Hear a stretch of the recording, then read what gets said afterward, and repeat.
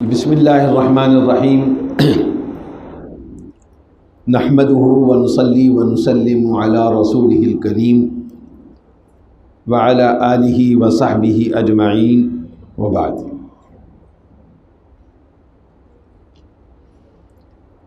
آج کی تلاوت میں سے دو چیزوں کے متعلق کچھ عرض کرنا ہے۔ پہلی بات تو یہ ہے کہ آج جو آیات اور جو سورتیں تلاوت ہوئی ہیں ان میں سورۃ الممتحنہ بھی شامل ہے۔ اس سورت کے مضامین میں ایک اہم مضمون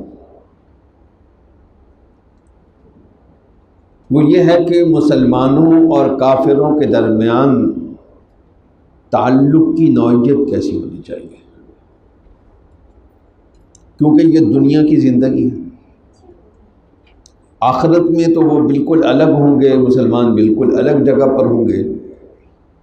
ایک دوسرے سے کچھ لینا دینا نہیں ہوگا، ایک دوسرے کے ساتھ کچھ فاصلہ نہیں ہوگا، کوئی واسطہ نہیں ہوگا۔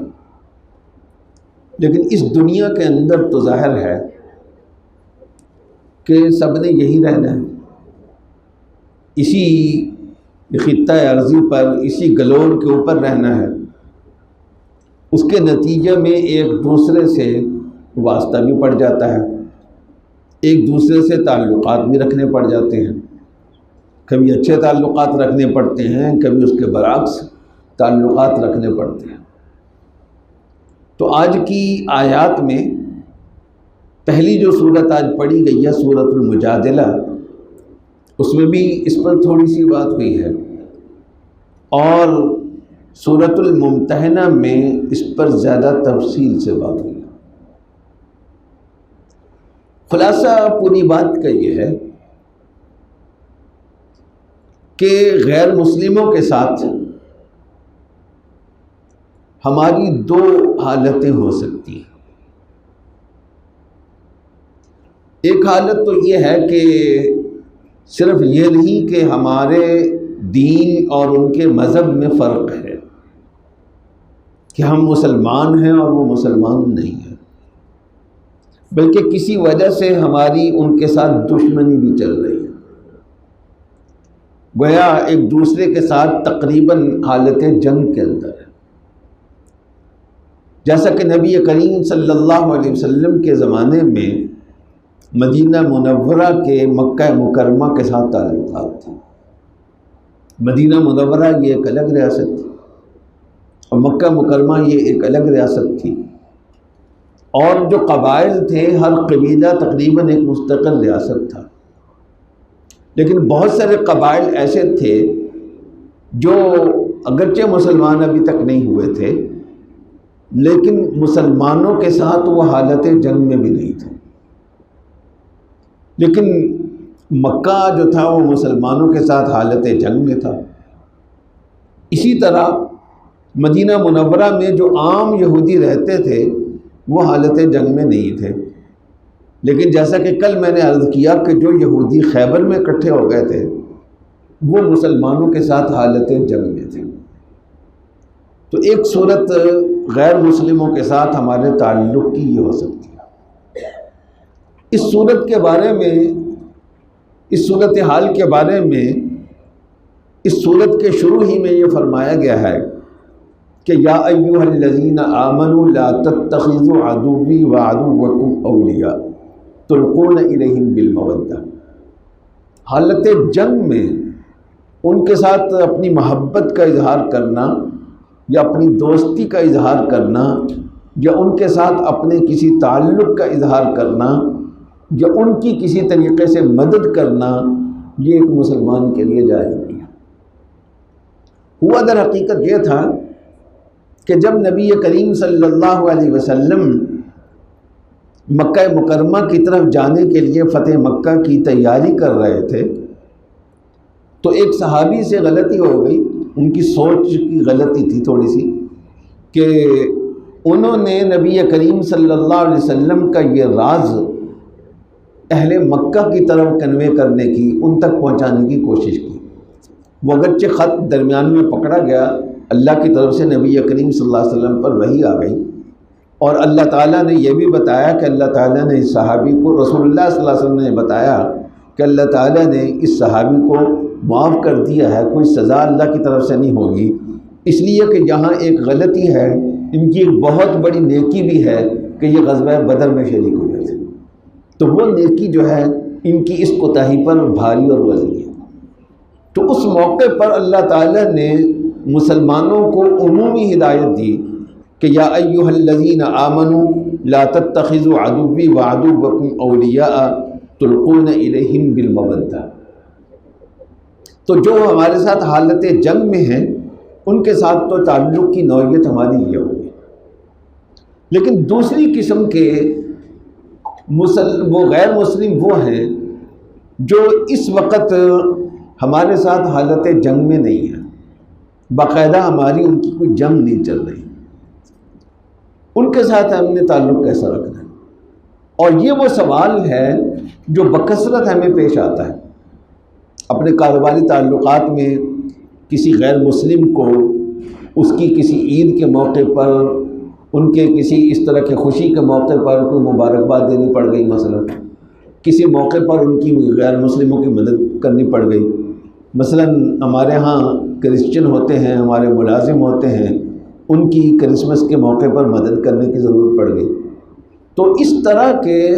جو وہ غیر مسلموں سے ہمیں واسطہ پڑتا ہے، ان کے ساتھ ہمارے تعلق کی نوعیت کیا ہونی چاہیے؟ تو اس میں قرآن کریم نے یہ کہا ہے کہ ایسے جو مسلمان ہیں، ایسے جو غیر مسلم ہیں، وہ دو طرح کے ہیں۔ ایک تو وہ ہیں جنہوں نے تمہارے ساتھ جنگیں کی ہیں اور تمہیں اپنے وطن سے دربدر کیا ہے، تمہیں ہجرت پر مجبور کیا ہے، اللہ تعالیٰ ان کے ساتھ دوستی لگانے کی تمہیں اجازت نہیں دیتے۔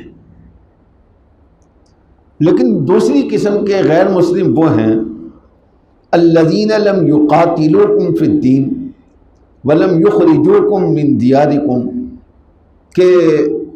جنہوں نے دین کے معاملے میں تم سے کوئی جنگ نہیں کی، یا اس وقت حالت جنگ میں نہیں ہے، اور انہوں نے زور زبردستی کر کے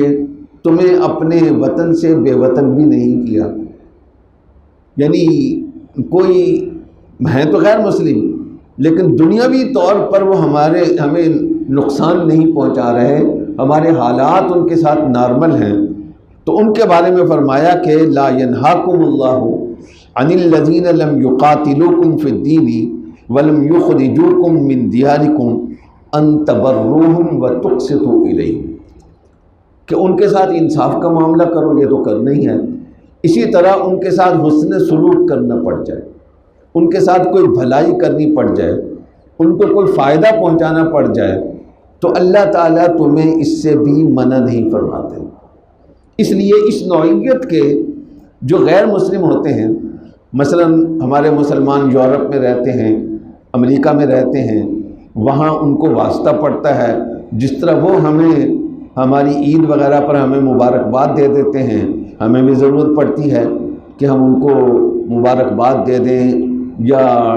کوئی ان کی مالی مدد کر دیں، کسی اور طرح کا ان کے ساتھ تعاون کر دیں۔ اسی طرح ہمارے ہاں جو غیر مسلم رہتے ہیں ان کے بارے میں بھی یہی سوال ہوتا ہے، تو ان کی جو مذہبی رسوم ہیں، ان کی عیدوں وغیرہ ان کے جو اس طرح کے تہواروں کے موقع پر، جیسے ہمارے یہاں عید کی نماز ہوتی ہے تو وہ ہمیں بعض اوقات عید مبارک تو کہہ دیتے ہیں، عید کے موقع پر ہمیں کیک بھی بھیج سکتے ہیں، لیکن کبھی ہماری عید کی نماز میں شریک ہوئے ہوں ایسا نہیں ہوتا ہے۔ اسی طریقے سے ان کی جو اس طرح کے مواقع پر مذہبی رسومات ہوتی ہیں خالصتاً مذہبی نوعیت کی، اس میں تو ایک مسلمان کا شریک ہونا جائز نہیں، کیونکہ ہمیں اللہ نے اپنی عبادت کا ایک طریقہ بتایا ہے، ہم اسی طریقے سے اللہ کی عبادت پابند ہیں، کسی اور طریقے سے ہم کسی خدا کی یا اللہ کی عبادت کسی اور طریقے سے نہیں کر سکتے، اس کی ہمیں اجازت نہیں ہے۔ ہاں البتہ دنیاوی طور پر اگر اس طرح کے غیر مسلموں کے ساتھ اچھے تعلق کا اظہار کرنا پڑ جائے تو اللہ تعالیٰ نے فرمایا کہ اس میں کوئی حرج کی بات نہیں ہے، یہ جائز ہے۔ اور یہ بھی قرآن کریم نے اس طرف بھی اشارہ کیا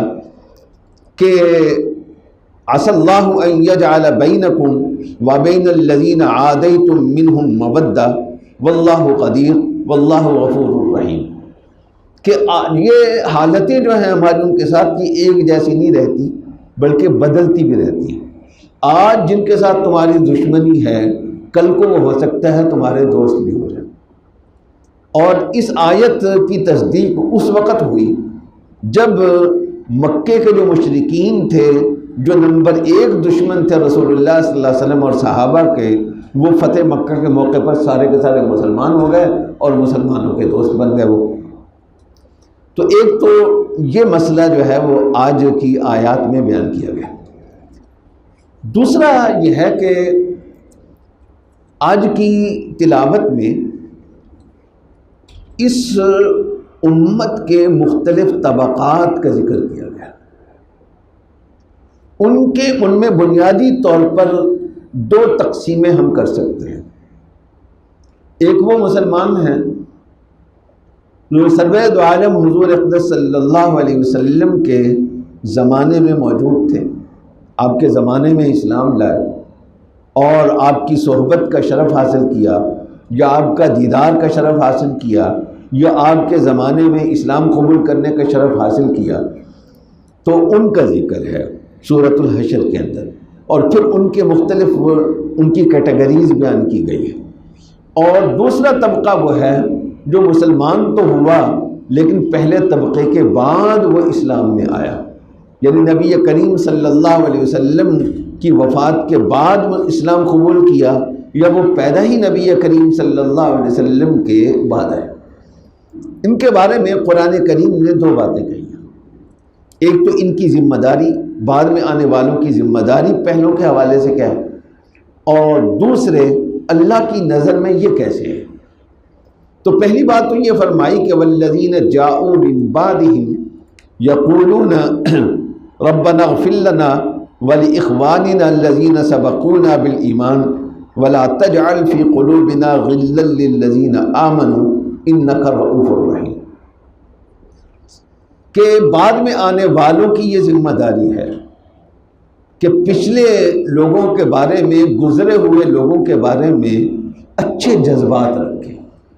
اچھے خیالات رکھیں، اور اس کے اظہار کا، اچھے جذبات اور خیالات کے اظہار کا سب سے اچھا طریقہ یہ ہے کہ بعد والے جو ہیں یہ پچھلے لوگوں کے لیے دعا کرتے رہیں کہ اللہ تعالیٰ ان کی مغفرت فرمائے اور ان کے درجات بلند فرمائے وغیرہ وغیرہ۔ اور اللہ سے یہ بھی دعا کریں کہ کسی مسلمان کے حوالے سے بھی، چاہے وہ گزرے ہوئے مسلمان ہیں، چاہے وہ صحابہ اکرام ہیں، یا کوئی اور مسلمان ہے، کسی مسلمان کے حوالے سے ہمارے دل میں کوئی کھوٹ، کوئی کینہ اور کوئی بغض اے اللہ باقی نہ رہنے دیجیے۔ بعد میں آنے والوں کے لیے دوسری بات یہ ہے، قرآن کریم نے کہی ہے کہ صحابہ اکرام تو اس امت کا بلکہ پوری انسانیت کا ایک مغز ہیں، ایک چنا ہوا طبقہ ہے، لیکن اس امت کا جو باقی حصہ ہے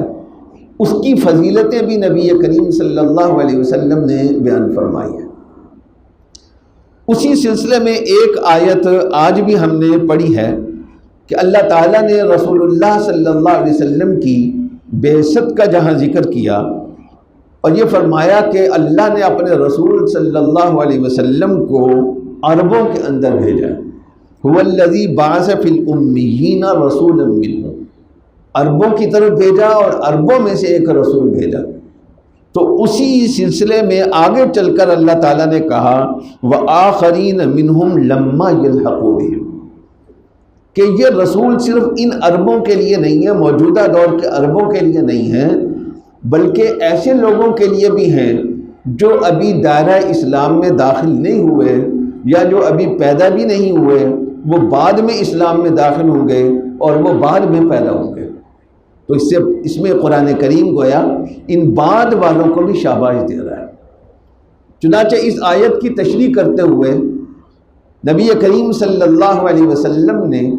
حضرت سلمان فارسی رضی اللہ تعالی عنہ کی طرف اشارہ کرتے ہوئے فرمایا، جو عربوں میں سے نہیں تھے، کہ ان کی قوم میں ایسے ایسے لوگ پیدا ہوں گے